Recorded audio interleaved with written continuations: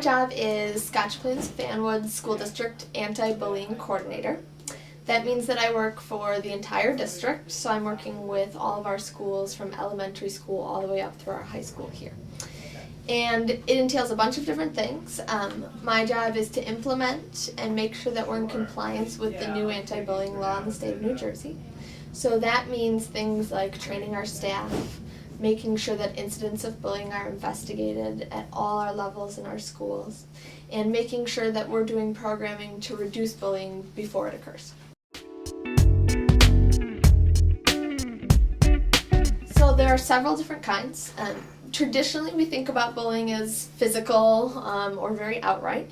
There's also social, which would be things like spreading rumors, getting friends to not be friends with other people. And we also are now talking about electronic bullying, things like text messaging, Facebook, YouTube, Twitter. Those are the big main three. And here in our schools, we're seeing all three. We can definitely say that at the high school we're seeing a lot of electronic bullying, which is new because the new law says that we have to deal with that as well. One time.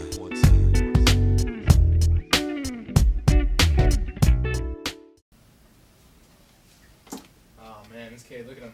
He likes the Jets, dude. Dude, this kid has no friend. Dude, just look at it. Dude, look at his taste in music. I would never hang out with Oh this my kid ever. god. Salad? Oh my Eating god. salad? Oh, No. man. Yo, you should write on his wall. Nah, dude, that's taking a little far now. Nah, just let me do it. Yeah? Yeah. Alright, tear him up. That's it. Talk about how he kissed a boy the last week. Yeah, Or about the time he cracked his pants. Yeah, dude.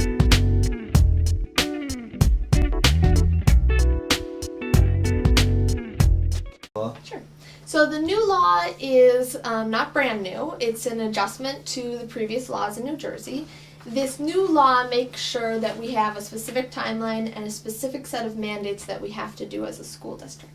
So some of the big changes from the old law are that we have a new definition of bullying, and it's really important that students know that. One of the big changes, again, is that we now deal with things that happen at school and things that happen on the weekend online if they're brought back into school.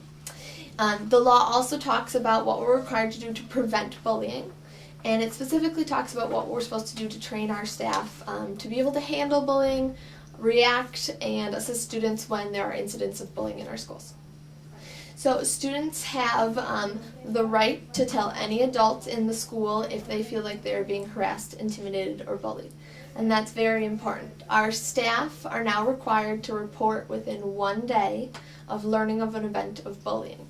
And so a student does not have to report to the principal, does not need to report it to their counselor. If they report it to any staff member in the district, they should know and should be ensured that it will be reported to the principal and to the anti-bullying specialist in the schools. Oh, had it on my wall. Remember when you crapped your pants? That never happened. Why would you write that? I was just making up rumors about me. Hurts my feelings.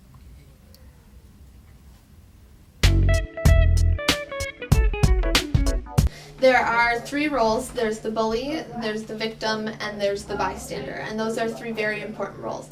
When we talk about bullying, we focus often on our victims and our bullies because those are the two key roles. It's the person with more power, the bully, and the person with less power, the victim.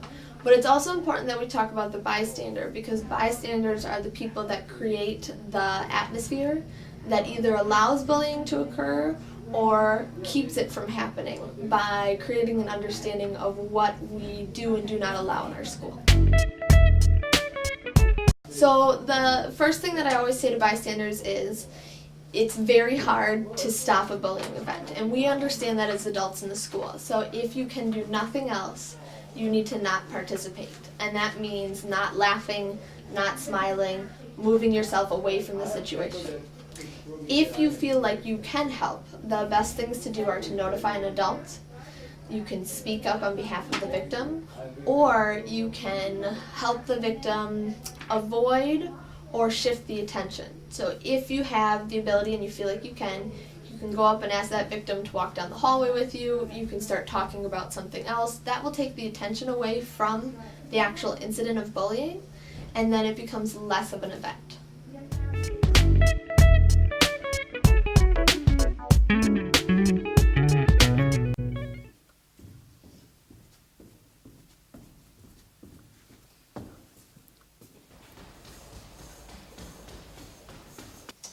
kind of giant. You look like one. I have to go to class.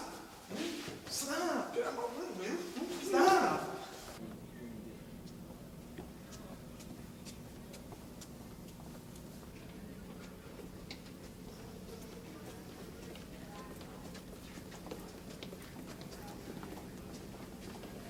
Look here, boys. It's a giant boy again, huh? Stop. Huh?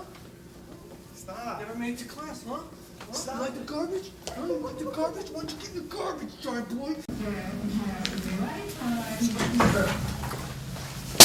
Huh? What are you doing?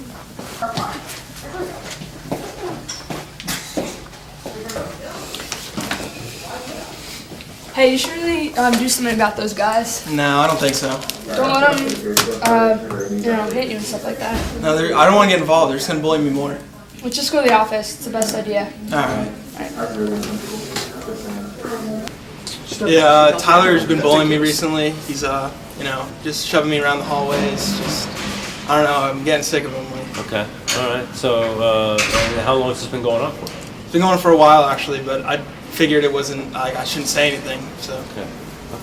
so I finally decided to come. No, it's good. It's good you came here. You have been harassing Joe. You mean giant boy? Okay. Well, that's what I'm hearing. I hear that you and Joe are having some problems, and that you are harassing and intimidating him. Is that true? I mean, I guess. I didn't think what I was doing was wrong. Well, you may not, but Joe's taking it considerably differently from, his perspective is different from yours.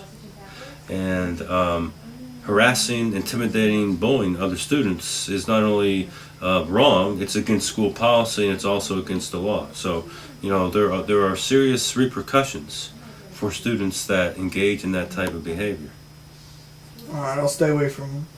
All right, we need to talk about a few things, but I think that's a good start to stay away and because this can't continue. All right. So consequences can range, anything from a parent meeting, warning about what will happen the next time, all the way up to expulsion. That's not something that we want to do here in the district, but the new state law says that that is a possibility if bullying occurs over the course of time. When we talk about having a situation that's harassment, intimidation, or bullying, we're focused much more on remediation. We want to figure out what the issue is and solve it, rather than just discipline it. And so when we have situations here, we're focused more on how can we create an understanding about what's going on and come up with a resolution.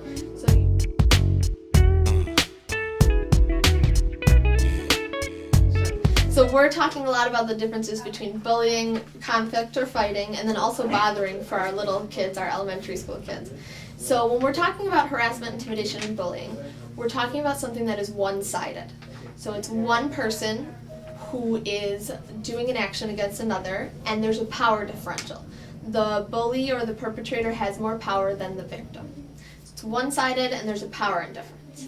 When we're talking about a fight or a conflict, that's mutual, and there's no imbalance of power.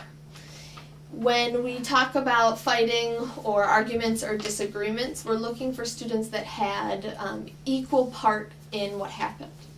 And that is very confusing. Sometimes they're very similar, but it's also important to know that bullying is now defined as a single event. And so although it may feel like we have equal power or there may be an indifference of power, we're not just looking at things happening over the course of time. We can just be looking at a single event like a fight and trying to tell whether there's that imbalance of power.